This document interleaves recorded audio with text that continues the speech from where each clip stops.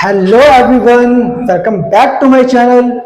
कैसे हैं आप लोग? आई होप आप सभी बहुत अच्छे होंगे।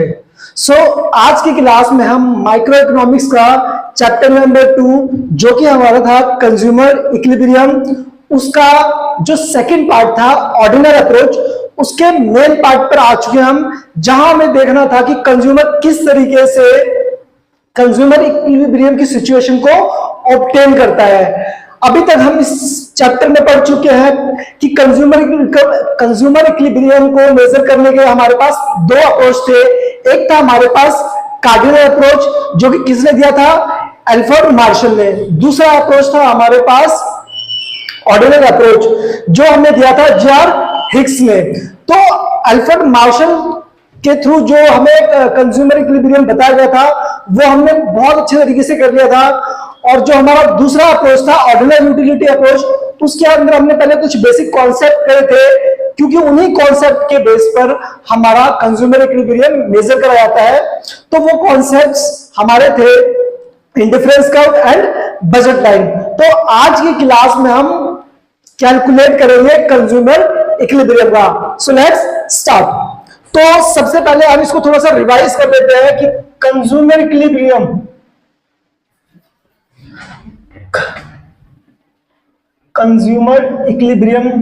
अगर हम बात करें तो हमने देखा था कंज्यूमर इक्विलिब्रियम होता क्या है।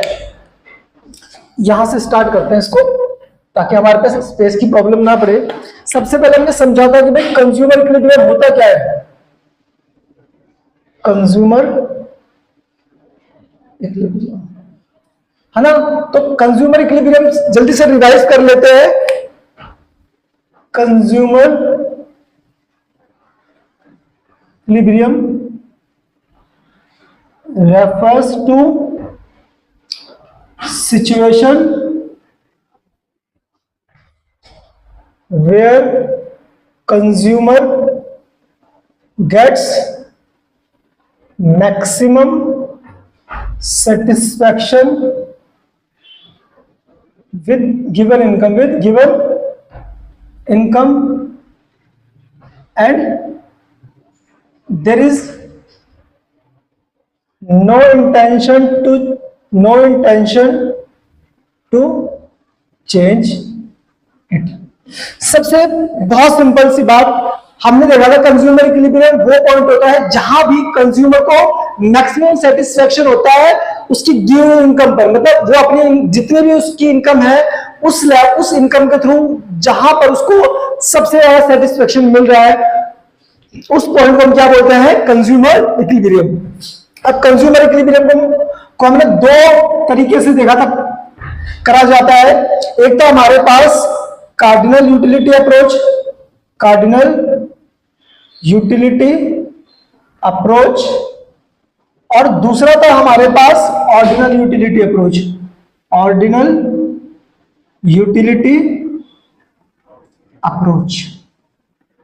ठीक है। अब हमने बात करी थी कार्डिनल यूटिलिटी अप्रोच हमें किसने दिया था? अल्फ्रेड मार्शल ने। और ये दिया था जे.आर.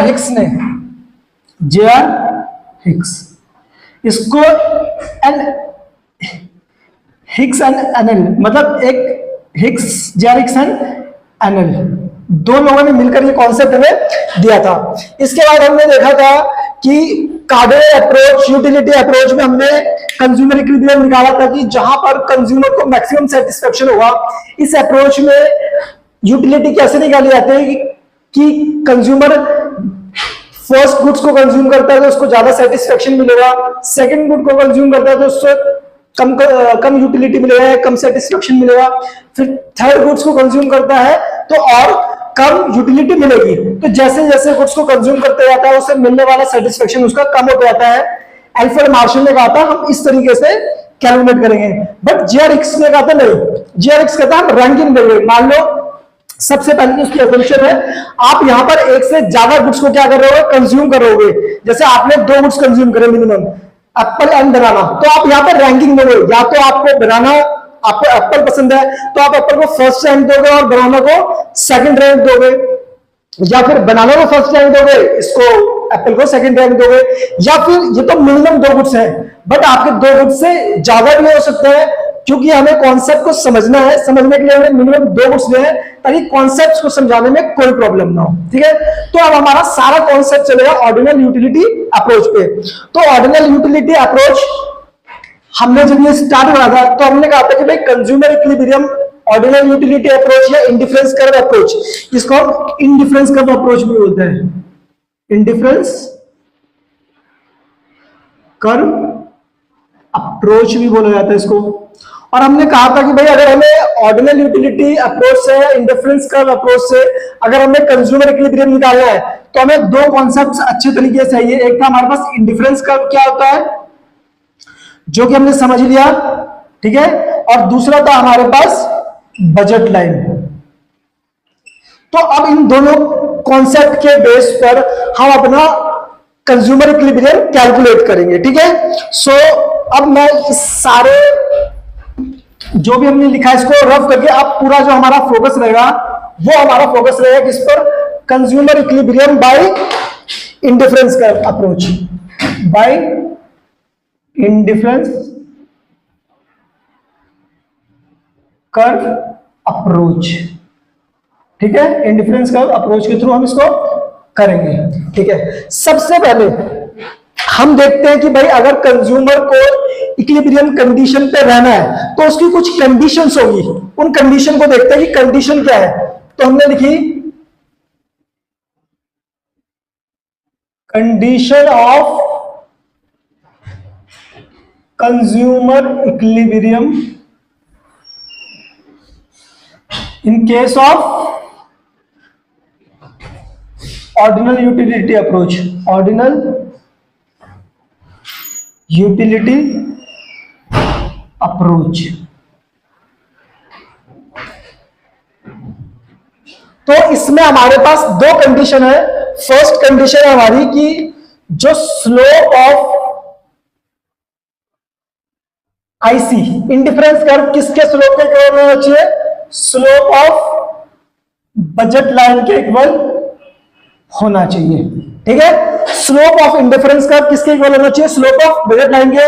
अब हमें पता है स्लोप ऑफ इंडिफरेंस कर्व को कैसे लिख सकते हैं, स्लोप ऑफ इंडिफरेंस कर्व को हम एमआरएस भी बोलते हैं, या फिर स्लोप ऑफ बजट लाइन को क्या बोलते हैं, ratio of price of 2 goods, या हमने इसको बोला था px अपॉन में py भी बोला जाता है। ठीक है, या मतलब इसको मैं कैसे लिख सकता हूं, MRS equal to px upon में py।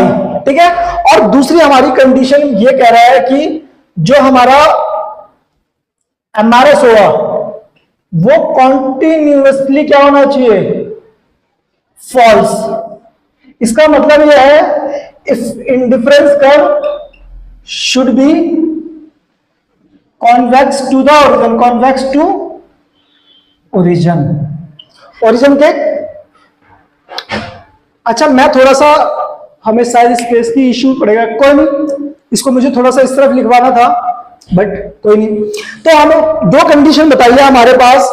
एक तो हमें कह रहा है कि आपका slope of indifference curve slope of budget line की क्या होना चाहिए, इक्वल होना चाहिए। तो हमने इसको इक्वल कर दिया और फिर इसको हमने ऐसे लिख दिया, या हम इसको और कैसे लिख सकते हैं, अगर मैं इसको ये लिख दूं, एमआरएस की जगह एमआरएस और px अपॉन py को, या स्लोप ऑफ बजट लाइन को हम एमआरई भी तो बोल सकते हैं, तो हम इसको भी ऐसे भी लिख सकते हैं। ठीक है, मैथमेटिकल इक्वेशन है, बट जो हमें मेन कॉन्सेप्ट समझना है इसको लेकर चलना है।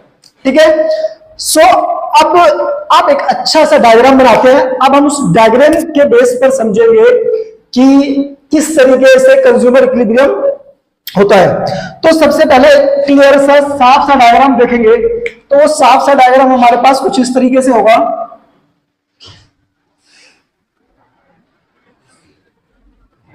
ये हमारा होगा गुड एक्स, ये होगा हमारे पास गुड्स वाई। ठीक है, ये आपकी कौन सी लाइन होती है, होती है हमारी बजट लाइन। और ये जो कर्व होता है, ये कर्व किसको रिप्रेजेंट करता है, ये कर्व रिप्रेजेंट करता है इंडिफरेंस कर्व को, इंडिफरेंस कर्व 1, इंडिफरेंस कर्व 2 और इंडिफरेंस कर्व 3। ठीक है, अब इन जितने भी ये जो डायग्राम है इनके कुछ पॉइंट्स पर हम फोकस करेंगे। जैसे एक पॉइंट ये है, इस पॉइंट को हमने नाम दिया x, एक पॉइंट ये बना, इस पॉइंट को नाम दिया हमने y, एक पॉइंट ये बना, इसको नाम दिया हमने a, और एक पॉइंट कहीं इस पर बन गया, इसको हमने नाम दिया z। ठीक है, कॉन्वेक्स टू ओरिजिन। सबसे पहले हमने ये डायग्राम बनाया। अब हम इसके बेसिस पर इसके अंदर जो दो डायग्राम बन रहे हैं उनको सेपरेट करते हैं। एक हमारा डायग्राम कुछ इस तरीके का होगा, है ना, जो कि हमारा इंडिफरेंस कर्व का डायग्राम, और दूसरा डायग्राम हमारा होगा ये डायग्राम, जिसको कहते हैं बजट लाइन का डायग्राम। ये किसका डायग्राम होगा? ये होगा बजट लाइन का डायग्राम, और ये होगा हमारा इंडिफरेंस कर्व का डायग्राम। अब इस डायग्राम पे बहुत ध्यान से फोकस करना, बहुत ध्यान से। आप मुझे दिखाना, ये जो दोनों ही डायग्राम है, दोनों का ही जो स्लोप है वो कैसा है? डाउनवर्ड स्लोप है। डाउनवर्ड स्लोप है, मगर आप अगर देखोगे जो इसका स्लोप है, बजट लाइन का स्लोप है, वो हर जगह कैसा है? इक्वल स्लोप है। मतलब यहां पे भी वही ढलान है, यहां पर भी वही ढलान है, यहां पर भी वही ढलान है। मतलब अगर आप बजट लाइन पर किसी भी पॉइंट पर जाओगे, यहां पर जो स्लोप है वो क्या है? इक्वल है ना। बट अगर आप इस वाले इंडिफरेंस कर्व के स्लोप पर जाओगे तो यहां पर आपको जो ढलान होगा यहां ज्यादा मिलेगा, यहां थोड़ा बहुत एवरेज मिलेगा, और नीचे सबसे कम ढलान मिलेगा। चलो मैं आपको एग्जांपल से बताता हूं। आपने इन दो टाइप के झूले देखे होंगे, जो बिल्कुल सीधा झूला भी होता है और जो इस तरीके से कर्व होता है। इस तरीके के झूले आपने मोस्टली अम्यूजमेंट पार्क या वाटर पार्क आप कहीं गए होंगे तो वहां आपने देखे होंगे। तो इस तरीके का जो भी झूला होता है उसका स्लोप स्टार्टिंग में बहुत ज्यादा होता है, और फिर धीरे धीरे जब ये नीचे आता है तो उसका स्लोप क्या होता है? कम होता है, और बीच में यहां से तो ज्यादा होता है और यहां से क्या होता है? कम होता है। मतलब इस वाले पॉइंट पर अगर आप इस पॉइंट पर हो, अगर आप इस पॉइंट पर हो तो इसका स्लोप बहुत ज्यादा होगा, और अगर आप इस पॉइंट पर हो तो स्लोप क्या होगा? बहुत कम होगा, क्योंकि यहां पे बहुत फ्लैटर बन जाता है। बहुत क्या बन जाता है? फ्लैटर नहीं बोलेंगे, बहुत फ्लैटर बन जाता है, बहुत इस तरीके, मतलब बहुत ज्यादा फ्लैटर हो जाता है। ठीक है, मगर अगर आप बजट लाइन पर जाओगे, बजट लाइन पे आप चाहे इस पॉइंट पे हो चाहे इस पॉइंट पर हो, इसका स्लोप इक्वल होगा। इसका स्लोप ऐसा नहीं कि यहां पर ज्यादा है यहां पर कम है, नहीं, यहां पर हर लेवल पर स्लोप क्या होगा? इक्वल होगा। ठीक है, तो अब आप मुझे बताओ, अगर मैं इन दोनों के स्लोप की बात करूं, यहां पर स्लोप ज्यादा होगा या इसका स्लोप ज्यादा होगा? ऑब्वियस सी बात है, यहां पर ज्यादा गहराई होती है तो इसका स्लोप क्या होगा? ज्यादा होगा। अगर वही मैं बात करूं हमारे सेकंड पॉइंट की बात, अगर मैं इस नीचे दोनों के नीचे पॉइंट की बात करूं, जब नीचे की बात आती है तो किसका स्लोप ज्यादा होता है? तो अगर हम देखेंगे यहां पर इसका स्लोप ज्यादा होता है, क्योंकि इसका स्लोप तो बहुत कम होता है। तो अगर हम बात करें जो इंडिफरेंस कर्व है उसके स्लोप हम क्या बोलते हैं? एमआरएस। ठीक है, और बजट लाइन के स्लोप को हम क्या बोलते हैं? पीएक्स अपॉन में पीवाई। सेम चीज यहां पर भी एमआरएक्स और पीएक्स अपॉन में पीवाई। तो हम क्या इस पॉइंट को नाम दे सकते हैं कि यहां पर क्या है? MRS is greater than px upon में पीवाई, और यहां कहीं पर जो एमआरएस होता है वो होता है लेस देन पीएक्स अपॉन में पीवाई से। यहां पर इस वाले पॉइंट पे, नीचे वाले पॉइंट पर जो इंडिफरेंस कर्व का स्लोप होगा वो कम होगा, किससे? बजट लाइन के स्लोप से। तो क्या आप इतने पॉइंट को समझ चुके हो? ठीक है, अब हम बात करें कहीं इस बीच पॉइंट पर, तो बीच पॉइंट पर इन दोनों का स्लोप क्या होता है? इक्वल होता है। इसलिए हमने इस ए पॉइंट को क्या नाम दिया? यहां पर हमने दिया MRS equal to PX upon में पीवाई, और यहीं पर क्या होता है? यही कंडीशन होती है जब कंज्यूमर क्या होता है? इक्विलिब्रियम की सिचुएशन पे होता है। हमने ये कर रखा है, और दूसरी सिचुएशन थी एमआरएस कॉन्टिन्यूअसली फॉल्स। आपने जब हमने इंडिफरेंस कर्व का देखा था, तो जो इंडिफरेंस कर्व अगर हम एक यूनिट को बढ़ा रहे हैं तो दूसरे यूनिट को क्या कर रहे होंगे? हम कम कर रहे होंगे, और ये कम हो रहा, मतलब जो एमआरएस है वो कम हो रहा होगा। ठीक है, तो हमने ये 3 पॉइंट को एक्सप्लेन कर दिया। अब एक पॉइंट आपसे पूछता हूं, अगर ये पॉइंट Z है, इस Z पॉइंट को हम क्या कहेंगे? क्या जेड पॉइंट इससे बिलोंग करेगा? नहीं। देखना क्यों? क्योंकि उसका बजट लाइन कितना है? बजट लाइन तो यह है, क्या वो बजट लाइन से बाहर जाकर कोई गुड्स को कंज्यूम कर सकता है? नहीं कर सकता। तो ये पॉइंट क्या होता है? ये पॉइंट जो होता है वो अनअटेनेबल पॉइंट होता है, क्योंकि आप बजट लाइन से बाहर जा ही नहीं सकते हो। इसलिए इस पॉइंट को हमने क्या नाम दिया? इस पॉइंट को अगर नाम दोगे तो आप यहां पे लिख सकते हो अनअटेनेबल पॉइंट। तो इस तरीके से आपको क्या करना है? डायग्राम बनाना है और इसको स्पेसिफाई करना है। ठीक है, अब हम क्या करेंगे? अब हम समझेंगे कि अगर हम इस पॉइंट पर हैं तो हमें क्या करना पड़ेगा, और अगर हम इस पॉइंट पे हैं तो हमें क्या करना पड़ेगा। ठीक है, तो इसके लिए मैं क्या करता हूं, इतने हिस्से को मैं रफ कर देता हूं ताकि मैं इसके लिए यहां पर आपको समझा सकूं, और मुझे उम्मीद है कि आप लोगों को यह भी अच्छे तरीके से समझ में आ गया होगा।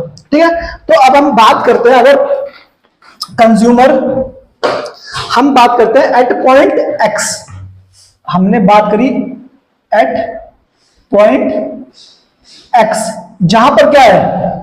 MRS greater than P X upon में पी वाई, या मैं इसको दूसरे तरीके से बोल सकता हूं, slope of indifference curve is more than P X upon में पी वाई।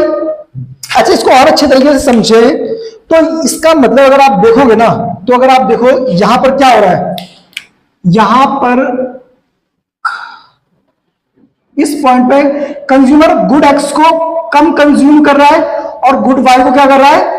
ज्यादा कंज्यूम कर रहा है। तो गुड वाई का वो कितना कंजम्पशन कर रहा है? इतना कंजम्पशन कर रहा है, और गुड एक्स को कितना कर रहा है? बहुत थोड़ा सा कंज्यूम कर रहा है। तो अब क्या हो, एक चीज है, एक लॉ है कि अगर आपके पास कोई भी चीज बहुत ज्यादा होती है तो आप उसकी वैल्यू नहीं करते हो।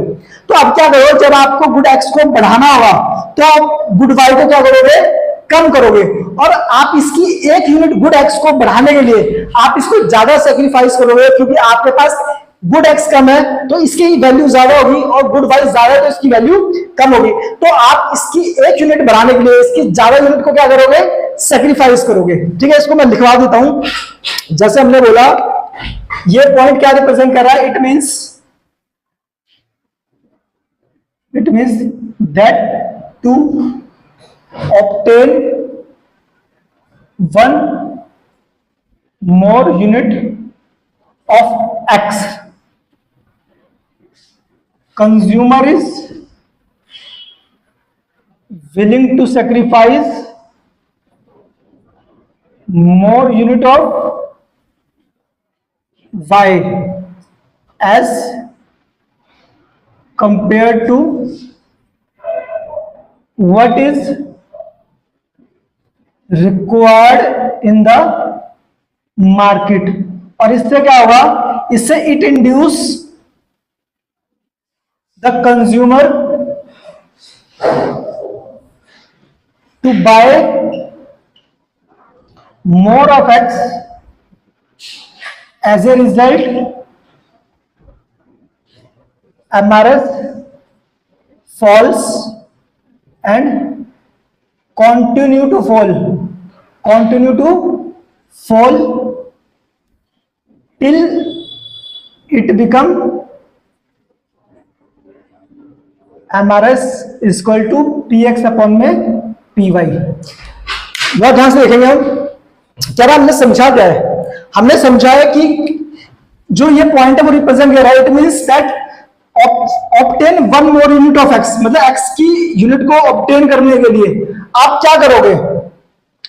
Sacrifice more unit of Y, मतलब आप एक यूनिट को सेक्रीफाइस करने के लिए यहाँ पे ज्यादा यूनिट सेक्रीफाइस करोगे, क्योंकि लॉ होता है जब कोई चीज आपके पास ज्यादा होती है तो आप उसको क्या करते हो? आप उसको उसकी वैल्यू कम करते हो। मान लो आपके पास ऑप्शन है 40 बर्गर का और एक पिज्जा का, तो आपको अगर एक पिज्जा और बढ़ाना होगा तो आप 2, 4, 5 बर्गर को क्या कर दोगे? सैक्रिफाइस करोगे। तो भैया अगर आपको एक पिज्जा को बढ़ाना है, मान लो ये पिज्जा है, अगर पिज्जा को बढ़ाना है, आपको एक पिज्जा ही बढ़ाना होगा, तो आप जो बर्गर है उसकी ज्यादा यूनिट को क्या करोगे? सैक्रिफाइस करोगे। तो जब सैक्रिफाइस करोगे तो ये नीचे होगा, तो ये कहीं पॉइंट यहां पर आ जाएगा। और इसी को हमने क्या बोला था? इसी को हमने बोला था क्या? कंज्यूमर इक्विलिब्रियम, जहां पर एमआरएस किसके इक्वल होता है? मतलब slope of indifference curve slope of budget line के इक्वल होता है, जिसको हम कहते हैं MRS equal to PX upon में पीवाई। अब दूसरी सिचुएशन देखते हैं। जहां पर क्या है, जहां पर आप गुड एक्स को कम कंज्यूम कर रहे हो और गुड वाई को क्या कर रहे हो, ज्यादा कंज्यूम कर रहे हो। ठीक है, अब इस सिचुएशन में वापस क्या करोगे आप, अब इस सिचुएशन में हर क्या एक यूनिट को गेन करने के लिए इसका कम सेक्रीफाइस करोगे, ज्यादा सेक्रीफाइस करोगे। अब आप इसका एक यूनिट को बढ़ाने के लिए इसका कम सेक्रीफाइस करोगे, क्योंकि इस वाई यूनिट आपके पास बहुत ज्यादा है और एक्स यूनिट कम है। तो अब आप वापस क्या करोगे, पीछे जाओगे और इस यूनिट वाई को क्या करोगे, बढ़ाओगे। गुड एक्स को आप कम करोगे, गुड वाई को आप क्या करोगे, बढ़ाओगे। देखो दोबारा से एक बार रीड करते हैं। फर्स्ट वाला कह रहा है कि it means that one obtain of good it means that to obtain one more unit of x, consumer is willing to sacrifice more unit of y as compared to what is required in the market। भाई जितना market में, क्योंकि y ज्यादा है और x कम है, तो x की एक यूनिट बढ़ाने के लिए आप ज्यादा यूनिट को सैक्रिफाइस करोगे। इससे क्या हुआ, it induce the consumer to buy more of x। इससे कंज्यूमर बाय करेगा इसको ज्यादा और इसको कम।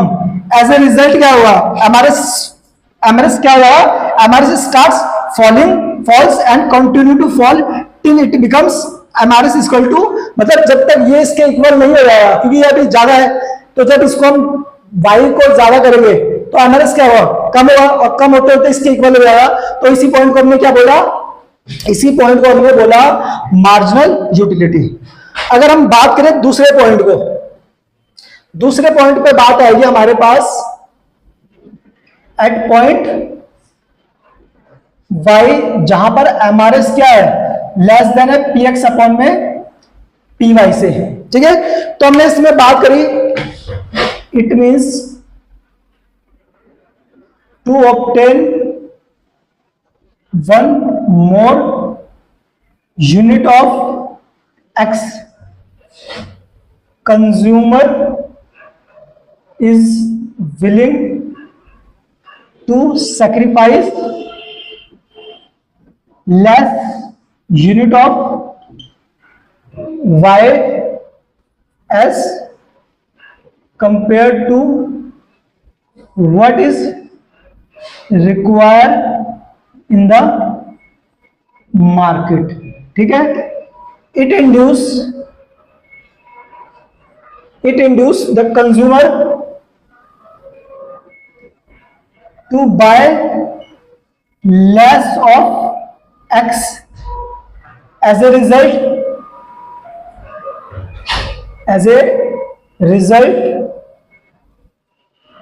MRS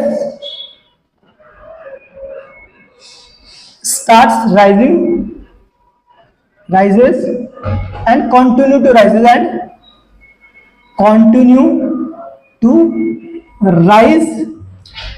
till it becomes MRS equal to P X upon में पी वाई। मतलब जब ये स्लोप ऑफ बजट लाइन ज्यादा होगा तो हम किस एक्स गुड का कम करेंगे और वाई गुड्स का क्या करेंगे, ज्यादा करेंगे। तो इस तरीके से हमारे जो पॉइंट है, वापस हम एमआरएस मतलब जो स्लोप बजट लाइन का ज्यादा वो इक्वल हो जाएगा जब हम गुड्स एक्स का कंजम्पशन क्या करेंगे, कम कर देंगे और गुड्स वाई का क्या कर देंगे, बढ़ा देंगे। सो आई होप ये कॉन्सेप्ट आपको अच्छे तरीके से समझ में आ गया है।